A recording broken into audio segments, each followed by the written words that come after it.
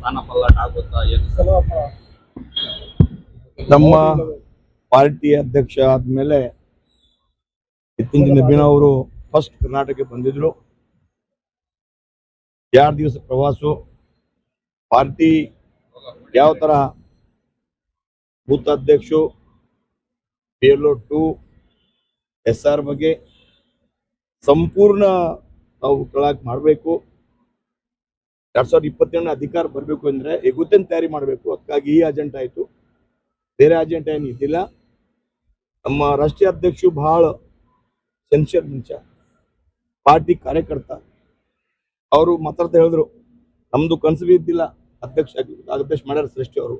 ಹಾಗಾಗಿ ಪ್ರಧಾನಮಂತ್ರಿ ಮೋದಿಜಿ ಅವ್ರ ನೇತೃತ್ವದಲ್ಲಿ, ಅಮಿತ್ ಶಾ ಅವರು ನೇತೃತ್ವದಲ್ಲಿ ನಾವು ಚೆನ್ನಾಗಿ ಪಾರ್ಟಿ ಮಾಡ್ತೀವಿ. ಹಾಗಾಗಿ ಎಲ್ಲ ಕಡೆ ಪ್ರವಾಸ ಮಾಡ್ತಿದ್ದೆ ಅವರು. ಕರ್ನಾಟಕ, ಮಹಾರಾಷ್ಟ್ರ ಎಲ್ಲ ಕಡೆ ಹೋಗ್ತಾ ಇದ್ದೀರ. ನಮ್ಮ ಕಡೆ ಬಂದರು, ಅವ್ರು ಒಳ್ಳೆ ಆಗಿತ್ತು. ನಮ್ದು ಇಲ್ಲಿ ಟಾಸ್ಕ್ ಕೊಟ್ಟಾರ, ತಾವು ಕಾನ್ಸ್ಟಿಟ್ಯೂನ್ಸಿಗೆ ಹೋಗಬೇಕು, ಎಲ್ಲ ಸರಿ ಕೆಲಸ ಮಾಡಬೇಕು, ಬೂತ್ ಲೆವೆಲ್ ಹೋಗಬೇಕು, ಶಕ್ತಿ ಕೇಂದ್ರ ಹೋಗಬೇಕು, ಈ ಥರ ಟಾಸ್ಕ್ ಕೊಟ್ಟಾರ. ಕೆಲಸ ಮಾಡ್ತೀವಿ.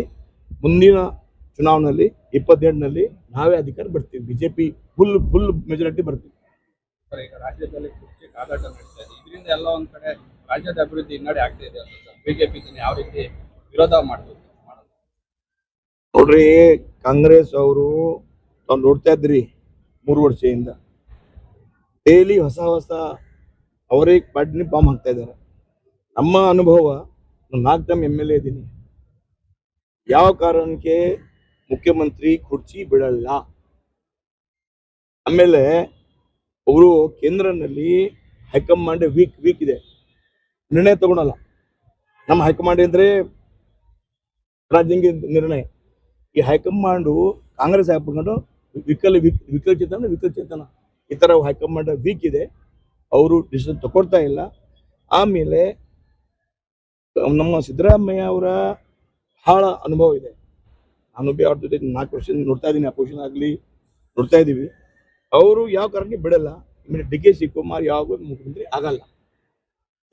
ಅವ್ರ ಜಗಳ. ಅದಕ್ಕಾಗಿ ಹೈಕಮಾಂಡ್ ವೀಕ್.